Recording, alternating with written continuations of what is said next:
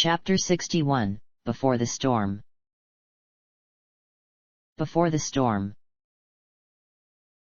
Jahara gazed at the window next to her and the darkened street beyond, the deep indigo sky finally beginning to lighten to the east.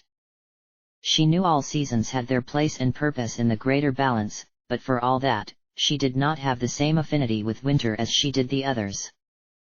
The way the darkness seemed to creep in with each day as though the world was to be lost in eternal night made her long for the spring more than any amount of cold weather ever could. "It is difficult to believe it is indeed the morning, is it not?"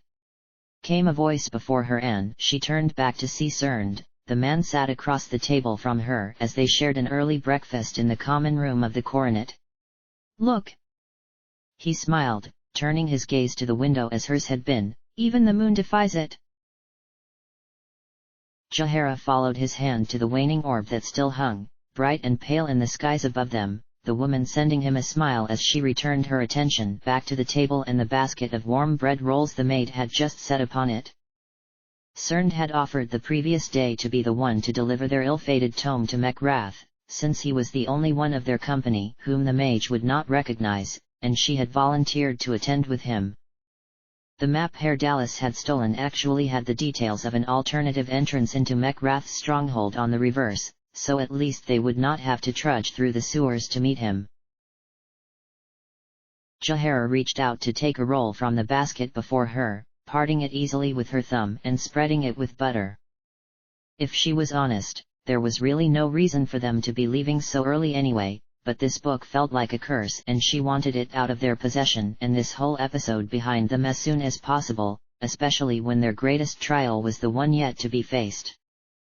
Jahara glanced up as footfalls on the stairs caught her attention, a no-man descending into the tavern wearing his cloak and the same dull look he had retired with the previous evening. For a moment, it seemed he would head straight for the doors, but then he noticed them, politely approaching the table and the three exchanged a greeting. "You are awake early, a no-man," Jahara continued. "I would have thought anyone who could would sleep in until the noon." "I wished to attend matins at the temple," he answered shortly, and though he gave no reasoning, it was plain from his expression he had much on his mind. Their deadline for meeting with the Vampire Guild was that night. Jahara nodded, feeling suddenly drained herself. "I see, well." She trailed off as the sound of another, more eager, guest, clattered down into the tavern as well. Fritha was already cloaked as the night was, her bag slung across her back and small pile of books under one arm, the girl hurrying over to their table as she saw them and Jahara could not help but notice that, in spite of everything, a no-man's face seemed to lighten slightly. "Morning, you two all set to go?" Fritha greeted the druids, not waiting for an answer as she turned to the knight to exclaim, "Goodness, you're up early, a no-man, are you going with them?" "We could ask the same of you," smiled Cerned and Jahara frowned, suddenly wary of what the girl was up to now. "You surely cannot be going to the theater, I doubt Higold will even be awake." But Fritha merely laughed off her suspicions. No, I need to take something over to the Temple of Tyr." "I am going to attend matins, my lady," said a no-man promptly. "I will accompany you if you wish." "All right," she agreed, the sound of the temple bells across the city suddenly cutting her off. "Oh hells, I'm already late. You two be careful." She continued to them. "You know how Mekrath can be, if you're not back here at noon, I'll come looking for you." She turned instantly to a no-man.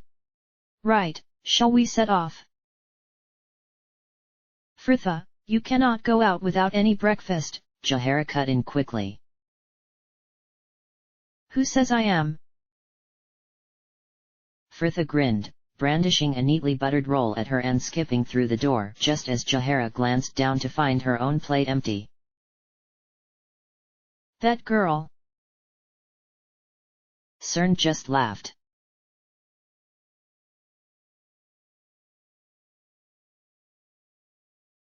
It was cold outside, the pale yellow that was creeping up from the eastern horizon, not enough to lift the night's chill from the air, the cloudless sky an arc of grey above them, and no man could tell it would be a fine day once the sun was up.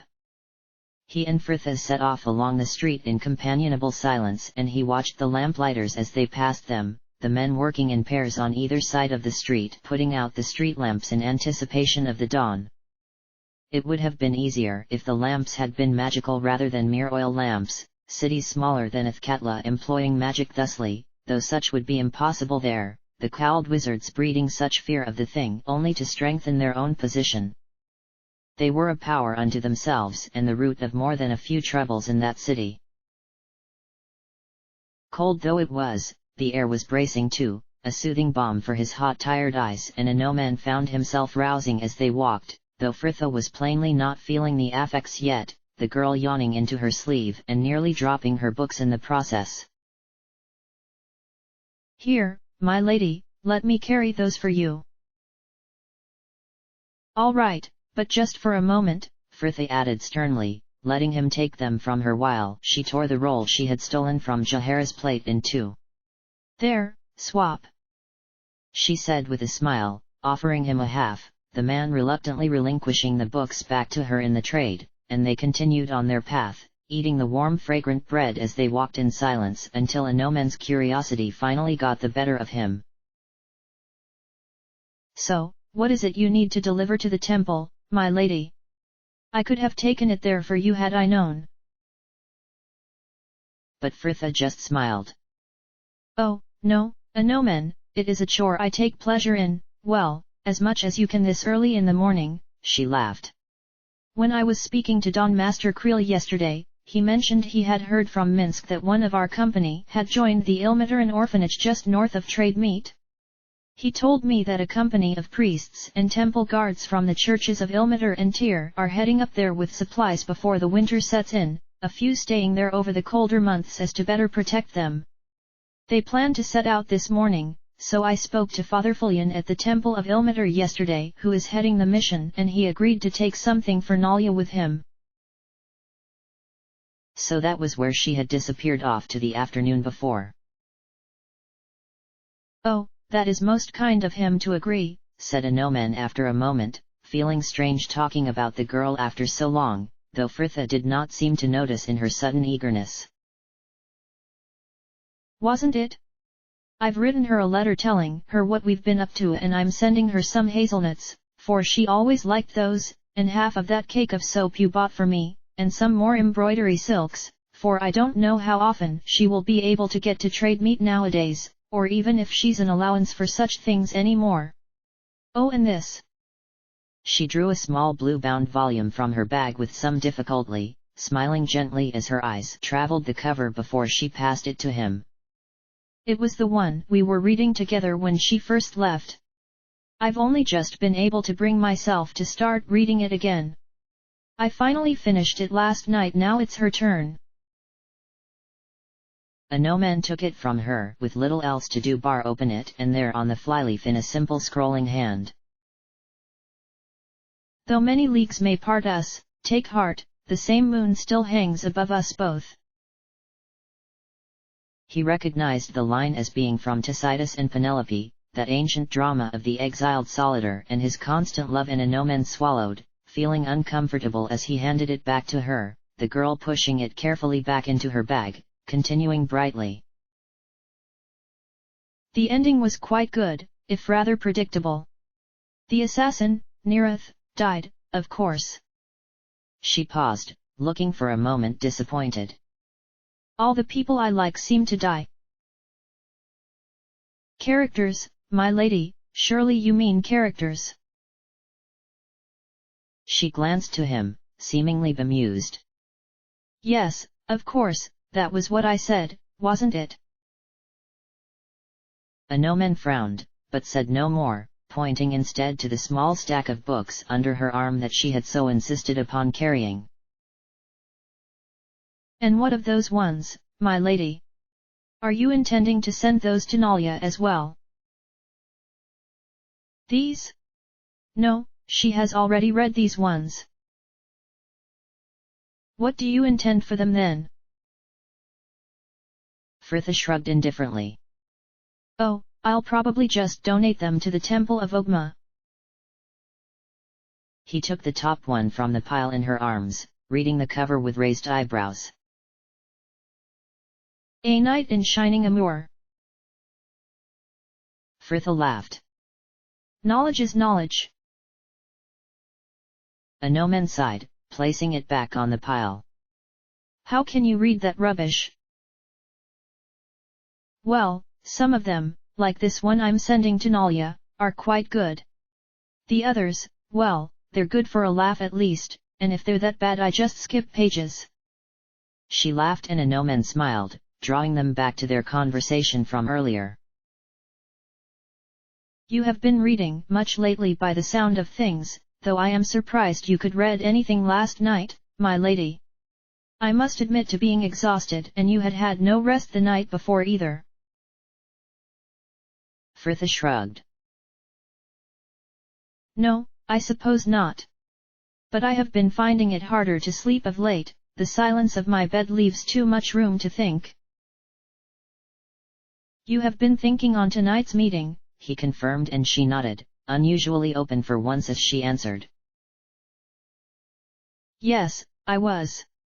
My heart and mind are at odds once more and everyone else is so ready with their own opinions, which is only right, of course. She added quickly, glancing to him with a suddenly thoughtful look, though, I fear I am generalizing, you have hardly said a word about our impending meeting. I must admit, I am surprised. Surprised? Why, yes, I was sure you would have shouted yourself hoarse at me by now, in fact. She trailed off, her eyes gaining a distant look as she considered it. You did not raise your voice yesterday either. She turned back to him. Your temper has been much better lately, Anomen. Well, yes, he admitted gruffly, feeling for some reason embarrassed she had noticed. CERN showed me a method of restraining it. I recall to mind a moment when my temper controlled me, disgraced me, a moment I should wish never to be repeated. He glanced to Fritha, the girl looking a touch uncomfortable by his confession. Oh well, that's good, that you can control it now. But... She frowned slightly, pressing her lips together as though unsure of whether to continue or not. But don't dwell too much on past mistakes, Anomen, it would not do to quench your passions in shame. After all, there's nothing wrong with having a temper, just so long as you're not losing it all the time.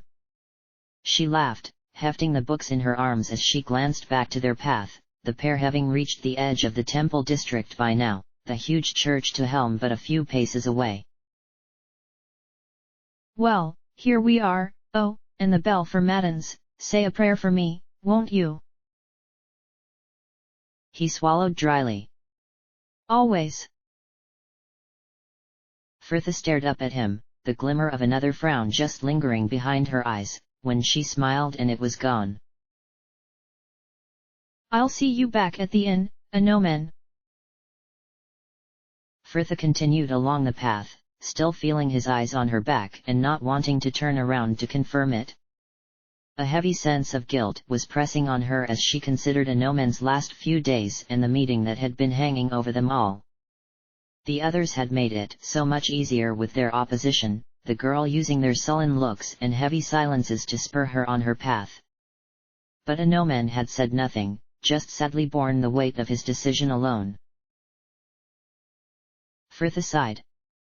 As a knight and a priest, he had more than likely made up his mind as soon as that first meeting, perhaps even that first night when they and his friends had met with Parisa. If Fritha allied with the vampires, then he would have no choice but to leave, and that was that. But, as harsh as that was, he had clearly also considered that there was no point in harping on about it or trying to use his decision to influence her own choice, and she appreciated that, at least. Fritha shook these thoughts away. It would all be over soon enough now. The temple to Tyr was just ahead of her, and she paused, setting the pile of books she was carrying on a nearby wall and fussing in her bag, putting the letter and book and the other treats she had bought for her friend into a small linen bag she had bought for the task and binding up the whole thing with string before continuing on her way. People were already gathering outside the temple, some on horseback, while others stood about talking or readying their own steeds, 2 men slowly backing a draft horse between the shafts of a large covered wagon. Frithha had always been a bit nervous of horses, and she approached cautiously, easily spotting a tall helmed figure on the edge of the group who seemed familiar, the priest already astride a stout dappled mare and watching the surrounding commotion with a commanding look. "Ah, Father Fullion," Frithha ventured, and she realized too late her mistake, the man turning to reveal someone much younger than she had been expecting, his tanned face dominated by a rather strong nose, though he was not unhandsome for it, the scales of tear etched upon his ornate breastplate. "Oh, no, my lady, he would be there," the man offered, turning in his saddle to point behind him, and Frithha peered past his horse to where the older priest she recognized was knelt before the temple and comforting a crying child who was no doubt on his way to a new home. "Oh, I see." The tyrant seemed to understand her reluctance to interrupt, the man smiling down at her kindly. "Is there any way I can be of assistance, my lady?" "Well, my friend, Nalya is a lay sister at the orphanage. I was hoping to have something delivered to her with your company." Father Fullion said he did not mind. The priest smiled, reaching down for the package, and she passed it up to him. "It would be an honor to be so entrusted. I will ensure she gets it, my lady." "And who might I thank for this service?" His smile broadened. "My name is Lundov, my lady, Lundov de Sifiso." Frithha nodded once. "I will remember you in my prayers, sir."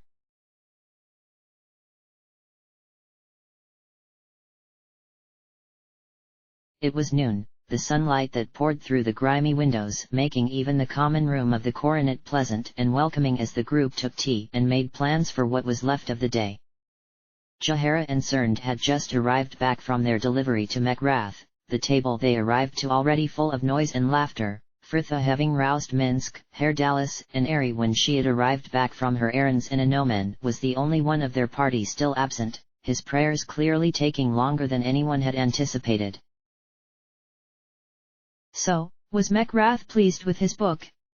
asked Frithha, and Jahara nodded, swallowing a mouthful of tea to answer. "Pleased enough to pay us for the task. Here, 500 gold. Add that to the payment we received from the Lathandites, and this jaunt was almost worth the trouble it cost." "And you were correct, Frithha, the book was a diary, that of Mekrath's great-great-great-uncle or some such nonsense. Mekrath felt such secrets should be kept within the family, namely by him." "Didn't he inquire about Korgan and the others?" asked Eri. Jahara smiled, raising an eyebrow at the druid next to her. "That he did, but Cerned here managed to convince him that they were no more than his servants. You should have heard the pair of them by the end of the meeting, both bemoaning how hard it is to get decent staff like friends of old, and Mekrath was inviting him back to take tea with him before the month's end." "Well, you're getting quite good at this acting malarkey, aren't you?" Frithha laughed delightedly. "We'll have to see about getting you a part at the theatre." Cern smiled. "I thank you for the offer, but I fear I will have to decline. I must serve a greater mistress than your fickle muse."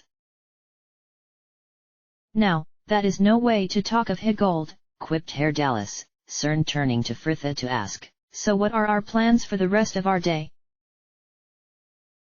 Frithha shrugged, topping up her cup as she considered it. "Well, this Valigar is still resisting being found, and Higold seems to have everything under control at the theatre for once, so I was thinking that perhaps we could spend the rest of the day in the park." "The park?" came Eri, and she was not the only one who looked confused, though at least one of their group seemed quite taken with the suggestion. Oh, yes, Fritha, boomed Minsk happily. It has been too long since Boo has been able to play in the grass. The park, came Jahara in an echo of the elf, and Fritha nodded. Yes, I hear there is a nice one over the river in the northwest of the city. We can even buy some bread and such from the bridge vendors on the way and eat there. The weather is certainly fine enough, and you never know just who you are going to run into. Jahara leaned slowly back in her seat to send a glance to the druid next to her, cerned looking as though he was suddenly wrestling with some strong emotion, though the tiefling did not seem to notice this exchange, laughing as he exclaimed, "Really, my raven, if you are hoping this Valigar Burke is just going to be there enjoying the sunshine, then you truly are at a loss. I think this park sounds like a very good idea," cut in Jahara firmly, cerned. The man nodded once and gravely. "Yes, I agree." Herr Dallas glanced between them with a frown, and perhaps he would have questioned them had not the door banged open at that moment and a Nomen, at last, arrived, the tiefling turning his attention immediately to him. "You were a while at the temple, my hound, did you have a lot to confess?" he added slyly, and Ari giggled. A Nomen ignored him, taking his seat and nodding his thanks to the elf as she poured him some tea. "I was speaking with High Watcher Oizig. Amongst other things, he informed me that the famed water Havian artist, Sir Sarles, is in the city at present. He is currently a guest of the Gistefs, a noble family who hold grounds opposite." He swallowed, his discomfort evident. "The Dulrin estate." "Sir Sarles," came Ari, looking awestruck. "Goodness, he is a legend. He painted the choir screen in the church to Joaquin in Kexula." Fritha nodded, looking equally impressed. "Yes, his frescoes border the entire banqueting hall of the ducal palace up in the gate. What is he doing here?" "Not a lot, apparently," muttered a Nomen dully. "He has been in Athkatla for a 10-day or more now and plans to winter here. Ever since the news was made known, he has been assailed with commissions from nobles and temples alike, including the Church of Helm, though so far he has refused them all." The knight paused to take a sip of tea, turning slightly to Fritha. "The High Watcher drew me aside after my prayers. He is aware of your position as patron of the theatre, my lady, and though no request was made outright, Oizig was hinting that perhaps if a fellow artist was to put forward their case. I know it will not pay anything." A Nomen added quickly, "And I do not think even the High Watcher expects anything to come of it, but—" Fritha smiled kindly. "Well, it can't hurt to ask, can it?" She stood and, for a moment, a Nomen expected her to beckon for him to do the same, when she turned instead to the tiefling. "Come on, Herr Dallas, they tell me you can be charming when you want to be." "I try, my raven, I try." And a Nomen watched the pair leave, laughing as they teased each other. At his side, Ari drew in a deep measured breath. "Right, are we going to the park then?"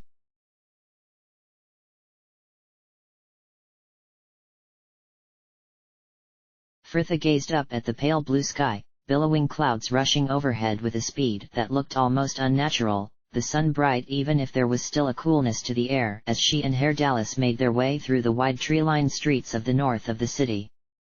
With everything she knew would that come later, Fritha was rather glad this distraction had presented itself, and she let her mind wander, imagining their imminent meeting with the famous artist, the man wise and insightful, as they discussed his latest works over tea, and she sincerely hoped she could convince Sarles to take the commission for the Helmites and repay a Nomen some of the consideration he had shown her of late, however oddly it had been borne. Fritha smiled slightly, gesturing at the street to their left as she led them in the direction of a Nomen's old estate, Herr Dallas asking as they turned to cross the large square, "So who is this Sarles Burke, anyway?" "You've never heard of him? Oh, no, I don't suppose you would have, would you?" she exclaimed, laughing at her own thoughtlessness and explaining, "Well, he's quite famous, especially for his frescoes, though I believe he favors sculpture as his medium at the moment. He gained more popularity after the death of Prism.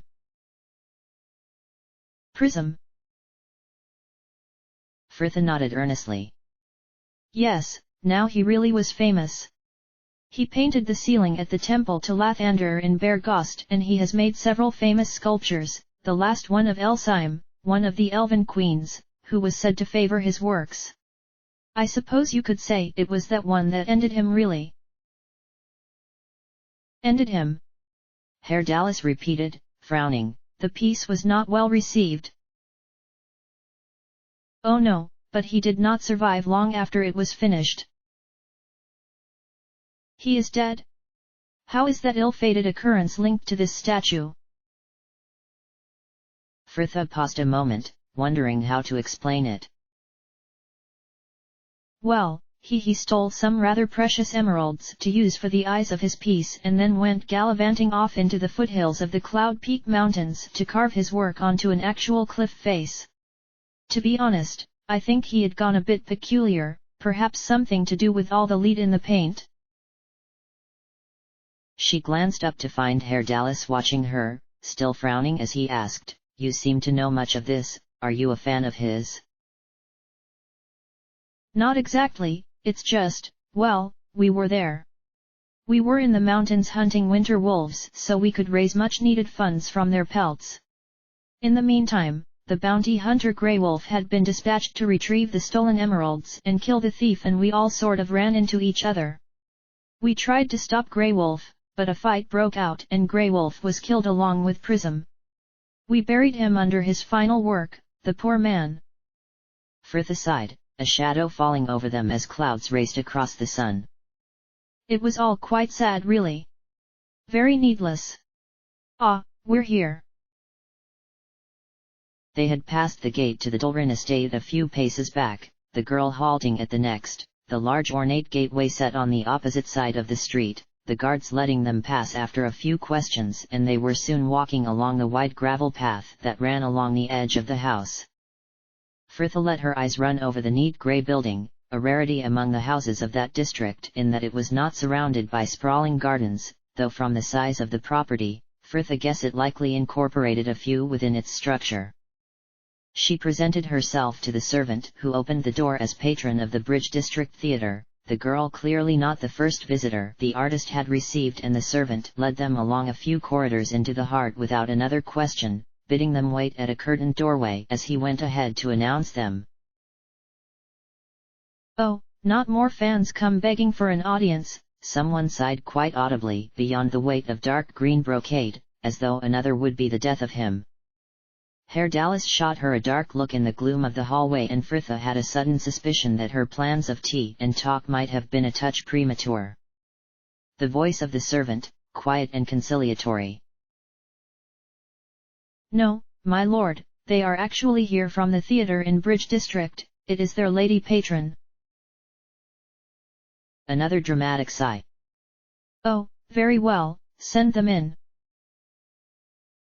The servant appeared before them again, and the pair were shown past the curtain into a small well-furnished room of marble and dark wood that overlooked a neat garth of azalea bushes and Caraturan maples, the air rich with the smell of earth and foliage. Sarles was at the room's center, reclining on a long upholstered bench, the man quite short and of a ruddy complexion, with much less hair and quite a bit more stomach than Fritha had imagined. She dipped a slight bow, Herr Dallas joining her in the gesture, but only barely. Good morning, my lord. I am Fritha of the Bridge District Theatre, and this is my companion, Herr Dallas, most recently of the Sigil Troupe. Yes, good morning, Sarles sighed impatiently, waving away their greeting and sitting so as to see them better. Goodness, you are not quite as I was expecting, you look more like the head of a barracks than a theatre. My sword.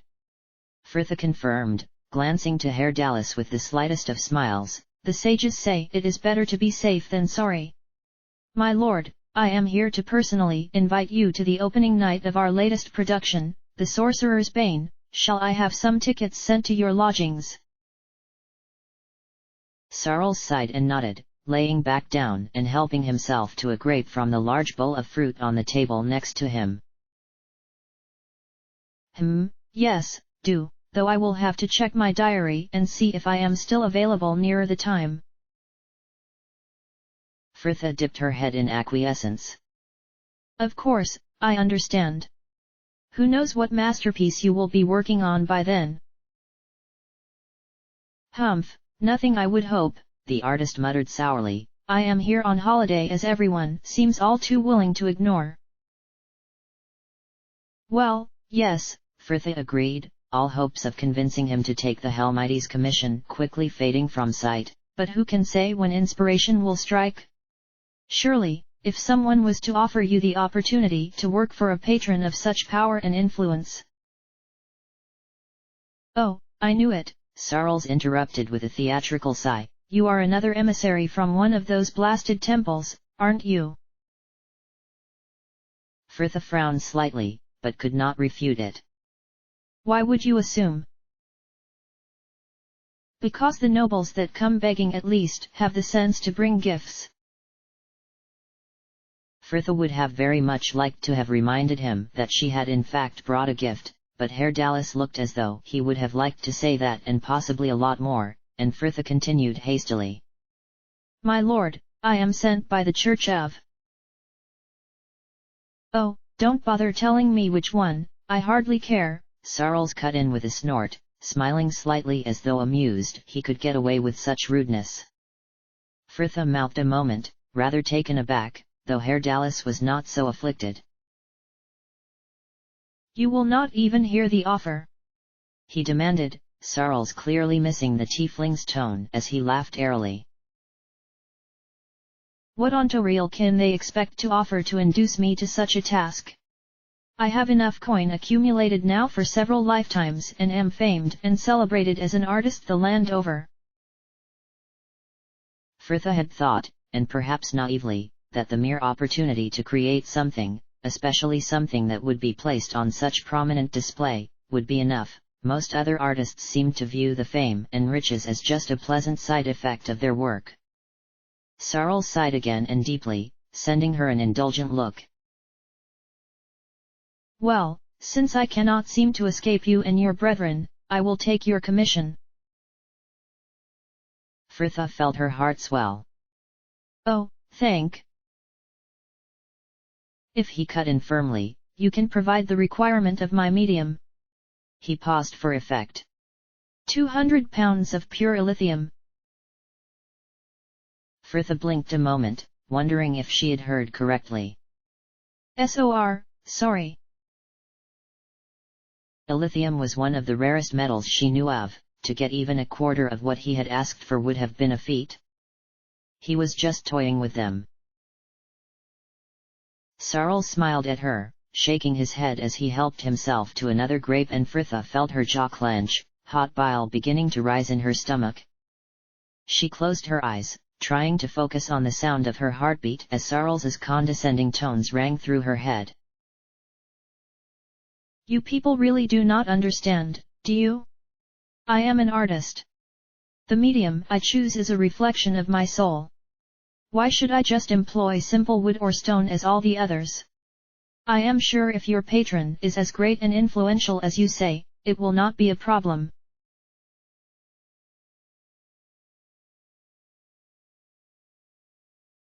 A gnome leant back against the tree with a sigh, letting his attention drift from the twisting boughs overhead to the brightly colored crowds about him. Many people had clearly decided to follow their example, tempted by the fine day amid the cold and rains to come, and the park was quite busy. He had felt more peaceful since his prayers that morning, his worship reaffirming his life as a servant of Helm, and he knew that whatever the Order thought of his actions from here on out, as long as he could still stand without shame before his God, then he would be able to bear whatever else the fates had in store. Jahara and Cern seemed less relaxed though, the pair keeping a watchful eye on the crowds about them. He had gathered from what he had overheard of their conversations since leaving the slums, that Cern's son had been adopted by a household not far from there, Frithha's suggestion they spend the afternoon in the park suddenly making much more sense. She put more thought into their well-being than Anomen had before realized, and it warmed him. Minsk and Ari were sat opposite him and entertaining themselves, the ranger showing her how to tie various knots using their rope and a stick he had found, occasionally passing it over to her to try with varying degrees of success. He watched them for a moment, the elf finally glancing up to catch his eye and send him a smile, Ari murmuring something to Minsk as she rose and moved to settle next to him. "It is nice here, isn't it?" she sighed, leaning back against the trunk as he had. "Different from the forests and such outside the city, but still. You spoke to Fritha this morning, didn't you?" She confirmed with a glance to him, her eyes suddenly darkened. "Does she still plan to make the deadline the vampires have placed upon us?" "I believe so, my lady. Have you come to a decision as to what you will do should we ally with them?" Ari shook her head. "No. Are you still worried?" Anomen drew a deep breath and shook his head as well. "No, I have made my decision and my prayers this morning have set it in my heart. My duty is to Fritha and I am ready now for whatever the fates will bring." Ari sighed, a hand moving to her throat to play absently with the gold raccoon-faced pendant that hung above her robes. "I wish I had your resolve." Anomen smiled wryly, remembering the simple adage of a young woman and the frustrations he had once felt with both it and her. "A wise person once told me we must all follow our hearts. The decisions we come to may be right or wrong, but at least you will always be true to yourself."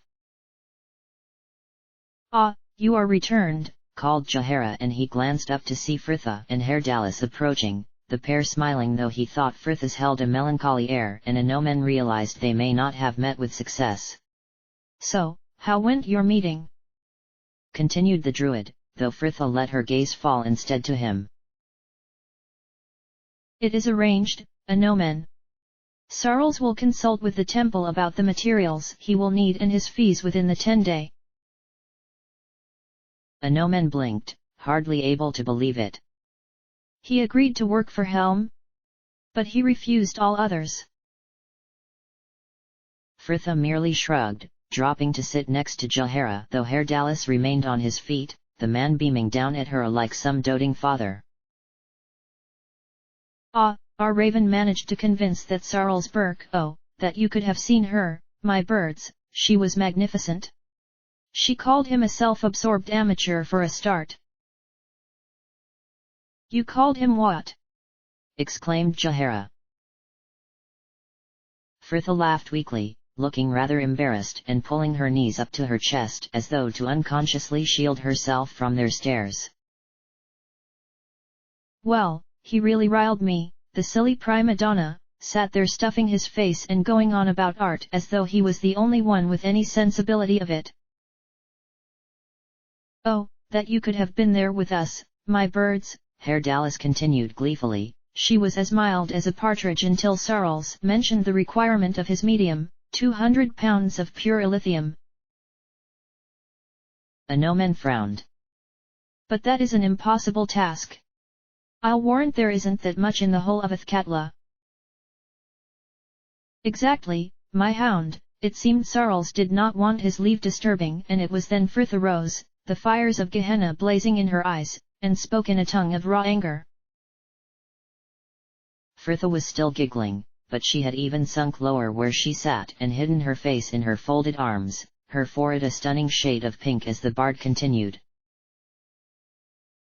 "Who are you to send me on such an errand? I who shed my life's blood to allow the great prism to finish his final work, who watched as the light left his eyes, who buried him with my own hands.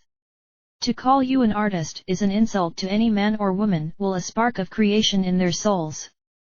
You decadent slattern! Art is nothing to you but silks and sweetmeats. You whore you talent to the highest patron, not caring what they ask for. But Prism understood art and so do I. It is weeks without rest, all thoughts upon your work. It is passion and isolation and obsession. It is suffering. The Temple of Helm would be ashamed to house your soulless efforts. Jaehaera turned to the girl, clearly astonished. By Sylvanus, you said all that. Herr Dallas's version is rather more lyrical, but pretty much. Is that when he changed his mind? Asked Herr Dallas, sending her a grim smile. We do not know. Sarles was in quite a temper when we left, but then, so was Fritha. We went to the docks to watch the boats for an hour or so, said Fritha quietly. Give me chance to calm down before we return to tell the temple that Sarles wouldn't be working for them, now or perhaps ever. Herr Dallas nodded, still grinning. But when we arrived, we were greeted with great enthusiasm. Apparently, a letter had arrived from Sarles during our absence agreeing to accept the commission, and all due to our wonderful raven here. He laughed, clasping her shoulders. Fritha shrugged him off, her smile rueful. We were lucky, it could have so easily gone the other way. I should have kept my temper. Herr Dallas merely shrugged, turning his attentions to the linen bag next to Minsk. Well, all's well that ends well. What did you bring from the market? Ari moved to help him, and together they laid down a blanket at the foot of some nearby trees, somewhere more sheltered from the cool breeze, before setting out the breads and fruits and meats they had brought for their lunch, Minsk collecting their cups ready to share out the carafe of ale they had snuck from the coronet. A no-man glanced back to the two women opposite, Fritha murmuring something to Jaehaera, the druid nodding and patting her knee as she rose to join Cerned at a copse of trees nearby, the druid watching a small group of children play with a melancholy look, and a no-man took his chance. Fritha smiled as he shifted into the place at her side, her voice quiet and resigned. Go ahead with your rebuke, a no-man, for once, I will more than likely agree with you. The knight shook his head. I am not here to reproach, I just wished to thank you for getting Sarles to work for the temple. For trying to, the result, either way, would not have changed the trouble you went to. A no-man sighed, the glow of their success rather marred by the melancholy it had brought her. I am sorry he upset you, I can understand how his demands would have irked. Fritha shook her head, an arm lolling from her knees to pluck absently at the grass next to her. It is no excuse, I could have ruined everything. I don't know what got me so angry. Just when he made to send us on that fool's errand for the Elysium. She sighed deeply, watching as the breeze took the torn grass from her parted fingers. I've spent all this time trying to raise coin for Imoen, and yet we are barely halfway. And on top of that, there is this nonsense with the cowled wizards and their hidden fugitive. Finally, it seemed I was to be given a solid path to Imoen, and it is hopeless. I knew he would not be easy to find, for if that were the case, the wizards would have just retrieved him themselves, but it has been days and we still know nothing. Fritha fixed him with a fierce look, as though she needed to make him understand her desperation, before she turned away once more, the girl scrubbing a hand across her face. Ah, I'm sorry, I should not complain, it does nothing useful. She glanced back to him, smiling faintly, and besides, it only makes me feel worse. Fritha! Came a voice, and the pair turned to see Ari knelt by the blanket, the others already sat about it and looking over to them. Fritha, do you want an orange or an apple? An apple, please, she trilled, shifting closer to the blanket and beckoning for him to do the same. I like oranges, but I only make a mess when I peel them. What about you, a no-man? He made his choice, an orange, which he peeled very carefully and then offered to share with her, though Fritha would only take one segment, claiming with a laugh that it was not fair on him when he had done all the work, the girl seeming to cheer over the course of their picnic, though a no-man was very aware now that such things were not always to be trusted. And so the afternoon passed. It was much later in the day now and growing darker, the park about them emptying, though there was still enough light to read by, Frithia and Jahara so engaged, the others watching the lesson that was in progress. Herr Dallas, the tranquility of the afternoon clearly not sitting well with him, had offered to show Anoman a few techniques should he ever lose his mace and be forced to fight with his newly acquired sword, Frithia lending the man her own blade to practice with. Though perhaps it had been foolish to have assumed too much altruism on Herr Dallas's part, the tiefling using the opportunity to tease as well as teach, applying his size and skill to land flamboyant hits to the knight's flanks and back, seemingly unable to help showing off before a captive audience. Anoman was bearing all with good grace though, and had even managed to land a few good hits of his own in the last hour. Hold, my hound, you must change your grip when you thrust, place your finger above the guard to steady it. Like this. More like this. They practiced the move in unison a few times, the pair lunging earnestly some imaginary opponent. By Sylvanus, they'll be taking their shirts off next, muttered Jahara. Ari snorted into the sleeve she was darning. Ready! Came Herr Dallas as the two men reassumed their positions opposite each other, on guard. The duel began with the ringing clash of metal on metal, the two sparring a moment before Herr Dallas managed to feint a blow to the knight's legs and danced past his guard to strike him resoundingly on the opposite flank. The group laughed, even Anoman managing a smile, albeit a weary one, as he moved back to ready himself for the next bout, Herr Dallas still busy enjoying the crowd's adulations as he bowed and waved. Frithia smiled as well, her attention still intent upon her book as she called out to him.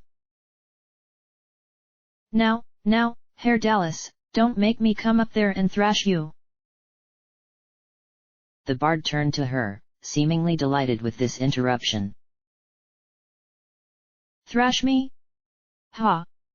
You know for sure you will win, my raven.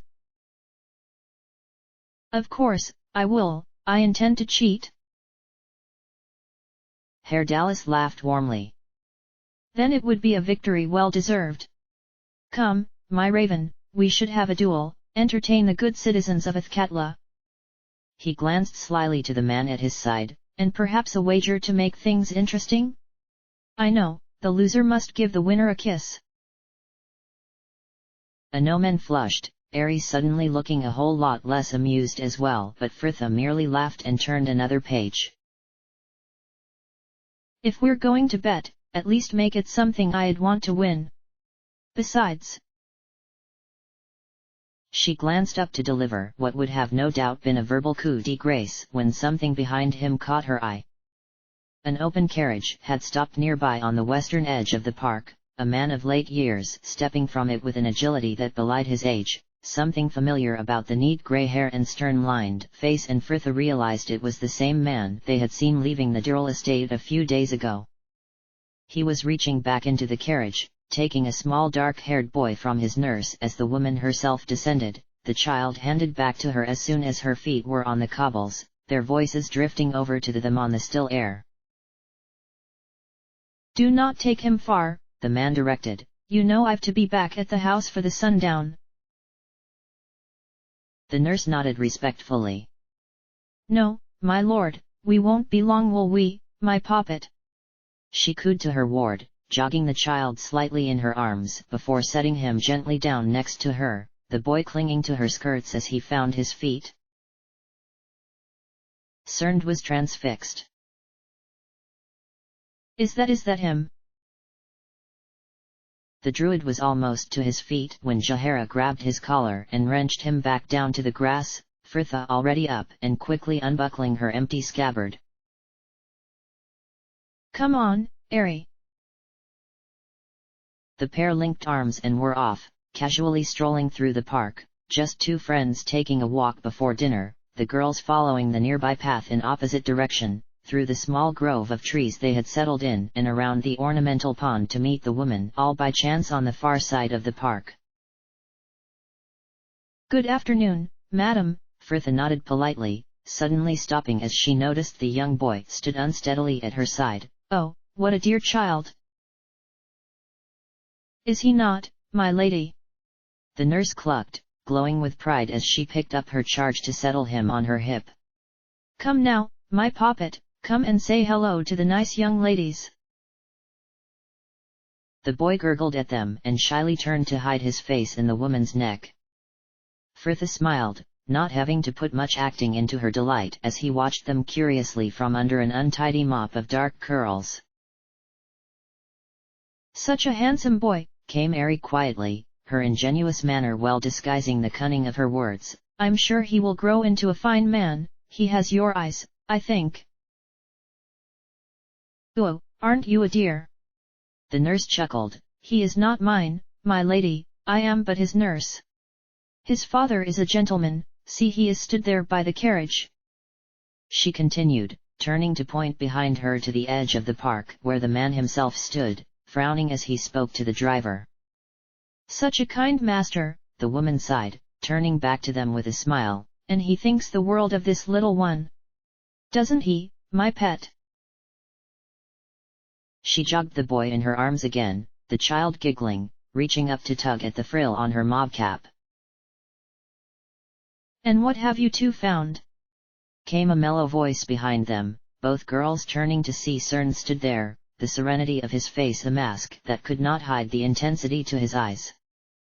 The nurse looked rather surprised, gaze raking over his worn clothes and beaded hair with a mildly scandalized look. Oh, is this, gentleman, a friend of yours? Yes, indeed, madam, Frithia answered politely, turning to him to ask artlessly, do we have to be going yet? Cern sent her a fatherly smile and shook his head. No, I merely came to see what had so caught your attention.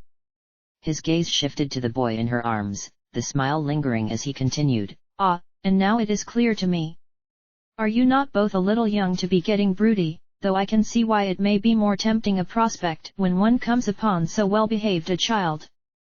Cern paused, watching the boy with a tender look, for a moment seeming as though he wanted nothing more than to take him in his arms, though he resisted, merely reaching out to gently brush the mess of curls back from his forehead.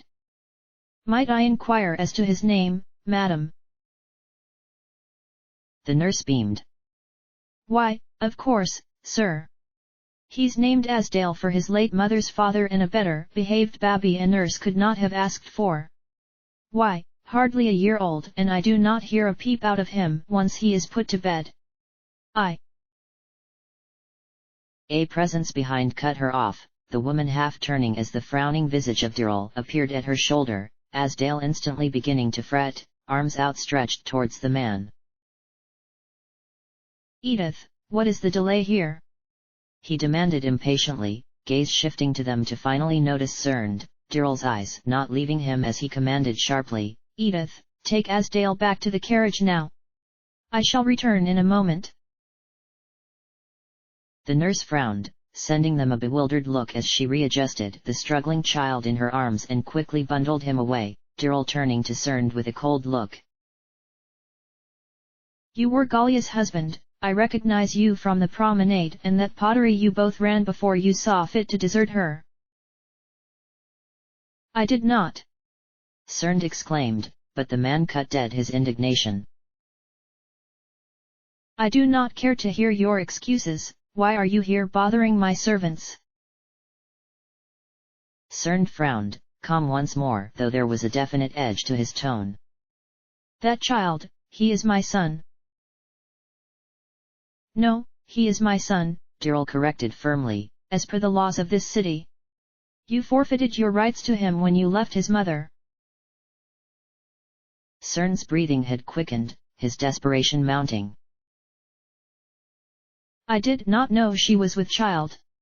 Please, if we could arrange something, I can return to the pottery here, I could meet with him.